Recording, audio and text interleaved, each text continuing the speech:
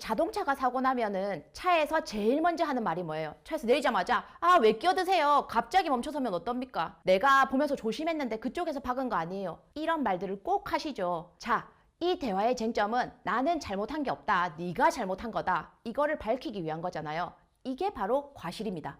누가 더 많이 잘못했는지를 따지는 거. 우리가 손해배상 계산을 할 때 가장 까다로운 부분 중 하나가 이 과실 비율을 어떻게 산정할 것인가거든요. 차 대 차 사고, 차 대 이륜차 사고, 차 대 사람 사고 등 사고 양상에 따라서도 과실이 달라지고요.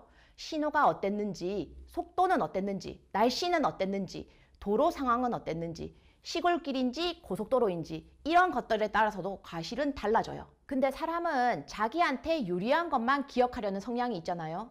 한쪽이 100% 잘못한 사고가 아닌 이상은 사고 상황에 대해서 양쪽 당사자의 기억이 다를 수밖에 없어요. 그래서 옛날에는 약자를 보호한다고 차 대 사람 사고의 경우에는 사람의 과실을 묻는 걸 굉장히 엄격하게 봤단 말이죠. 근데 지금 얘기가 좀 달라요. 왜냐하면은 우리한테는 블랙박스가 있고 CCTV가 있기 때문이에요. 사고를 겪은 당사자의 진술은 엇갈릴 수 있다고 하더라도 사고 당시의 모습을 찍은 영상은 거짓말을 안 하거든요. 그렇기 때문에 차 사고 난 이후에 굳이 도로에 나가서 네가 잘했네 내가 잘했네 이러면서 도로에서 소리 높여서 싸울 필요가 전혀 없습니다. 어차피 영상이 말해줄 거니까요. 저희 사무실에도 교통사고로 상담 오시는 분들에게 제일 먼저 요청하는 게 사고 영상이거든요. 저희는 교통사고 사건을 하도 많이 처리하다 보니까 사고 영상을 보면은 대략적으로 이 정도 범위 안에서 과실이 잡히겠는데? 라는 게 예측이 돼요. 물론 당사자분들이 생각하는 과실보다 저희가 생각하는 과실이 더 클 때가 많아요. 그러면은 의뢰인분들이 그런 말을 하세요. 저희한테. 저희 편이신데 왜 제 편 안 들어주세요? 라고요. 편드는 건 소송 진행하면서 서면을 쓸 때 하면 됩니다. 상담할 때는 아무리 우리 편이라고 해도 최대한 정확하게 상황을 알려드려야 된다고 생각해요. 상담할 때 누가 봐도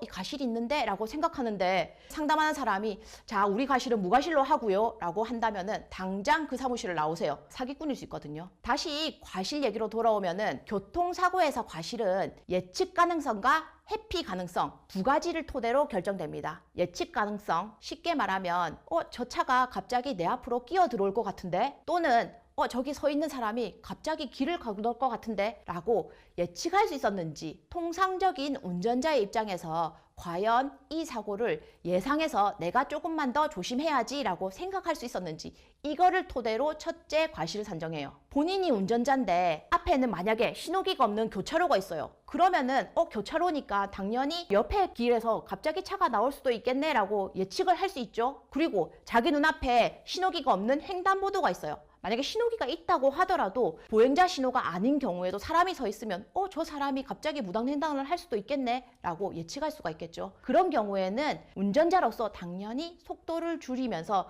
전방 주시를 철저히 해야 되겠죠. 갑자기 사람이 튀어나오면 또는 차가 갑자기 끼어들면은 멈출 수 있게. 이런 것처럼 도로 상황이 어떤지, 횡단보도가 있는지, 신호가 어땠는지, 해당 도로의 제한 속도는 얼마인지, 시골길이라서 무단통행하는 사람이 많은 곳인지, 비 오는 날이라서 또는 어두운 밤이라서 시야 확보가 잘 안 되는 상황이었는지 이런 것들을 모두 고려해서 이 사고는 쉽게 예측할 수 없는 상황에서 발생한 거네 라고 생각이 된다면 당연히 예측이 어려웠던 쪽의 과실을 작게 잡아야 되는 거죠. 그리고 이런 예측 가능성과 더불어 과연 내가 이 사고를 피할 수 있었는가 과실 산정의 두 번째 요소입니다. 회피 가능성이 있는지. 아까와 같이 교차로고 차가 끼어들 수도 있다고 생각을 해서 자기가 속도를 30km로 줄여서 서서히 지나가고 있었어요. 근데 갑자기 옆 교차로에서 내 차 쪽으로 시속 120km의 속도로 다른 차가 나타났고 눈 깜짝할 사이에 내 차의 측면을 쳤다고 생각해 봅시다. 그런 경우에